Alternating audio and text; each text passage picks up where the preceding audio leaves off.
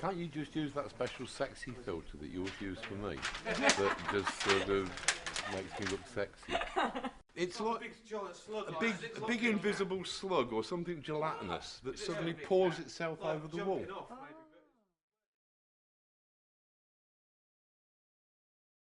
Mr. Moore, good evening. Good evening. I wonder if you could tell us how you feel about the third issue of Dodgem Logic. Well, Kerry, I feel exhilarated, I feel exuberant, I feel ecstatic.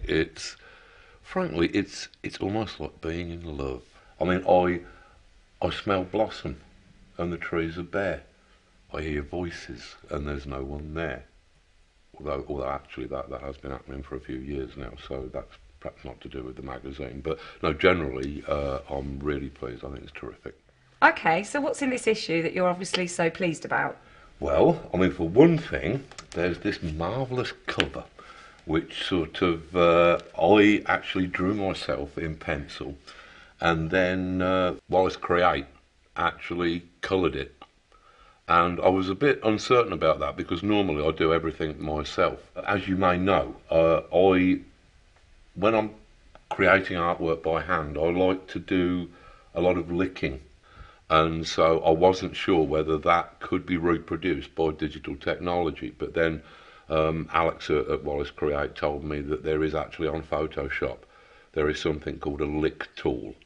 There's a little icon with a tongue, and that gets exactly the same effect. I think it's miraculous. But yeah, so the front cover I'm very, very pleased with.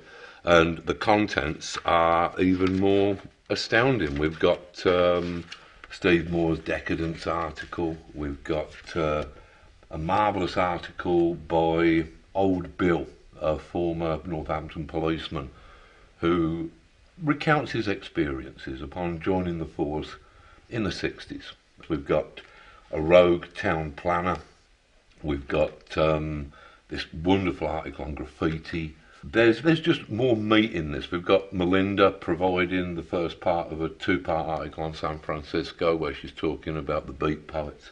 We've got all the usual features, our guerrilla gardeners and Kevin O'Neill, Savage Pencil, our post-civilization expert Margaret Killjoy talking about a scavenger economy, Robin Ince doing a wonderful thing about the pointlessness of arguing with Melby right-wing idiots, and Josie Long, back from exile, doing a lovely little piece about advice that she wished that she could have given to her 19-year-old self.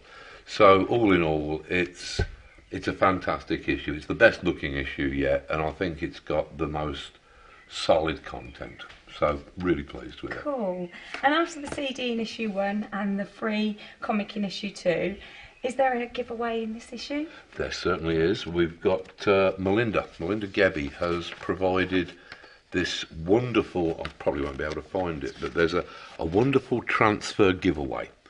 It's an iron-on t-shirt transfer that shows a busty lady in a negligee, which is something that practically everybody wants upon their chests. So yes, we're continuing with our wonderful run of free gifts. Here it is. You can only see a white rectangle, but yes, it is in there. So yeah, we're continuing that tradition of giving our readers more than they could possibly dream. And you yourself have an article on how to do genuine magic, is that right? That is right. I'm very pleased with it. I mean, because I actually am a practicing magician. I mean, I'm talking about magic as a metaphysical experience here. I'm talking about the reality of the mind and kind of very, very deep philosophical things for about 6 pages, where I'm kind of sharing my mystical knowledge. It's about the way that our perceptions go together to form the thing that we call reality. I'm giving the readers the benefit of my many magical insights over those 6 pages. Yeah, but would it really actually tell them how to do real magic? I mean, can you do real magic? Well, yeah. I mean, of course. I mean, it's sort of it's more metaphysical, but I mean, this is still real magic. I mean, it's just that you kind of, it's a matter of thinking of things. It's more stuff that happens inside your head. I mean, this is perhaps too metaphysical for you to understand, but sort of, it's not a kind of a physical thing, you know. It's much more subtle than that. But yes, I can do it. It's just that it's a more ephemeral, kind of ethereal kind of thing that we're talking about. Yeah, so you can't then? Well, no, what I'm saying is that I can do it, definitely.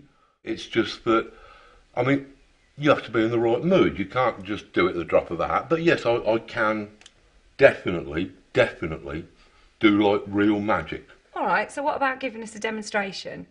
Could you like blow something up with the power of your mind? Yeah, I bet I probably could. I bet I could. I mean, it'd have to be something small, because I mean, not that I haven't got a very, very powerful mind, but I mean, you can't just do this stuff at the drop of a hat. But I'm willing to give it a go. Yeah, I think that I probably could. I mean, like, I could probably blow this up with my mind. I mean, Tangerine, would that satisfy your doubts? Well, go on yeah? then. Give it a go. Okay.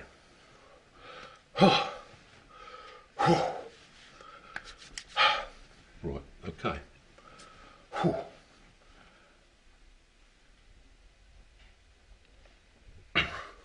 Give me a minute with this.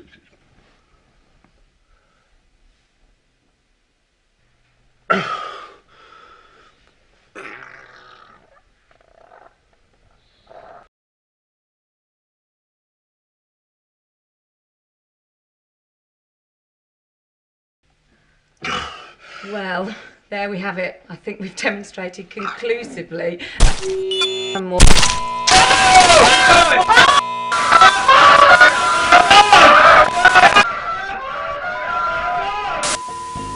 I'll try that again with something smaller. I'm really sorry about that.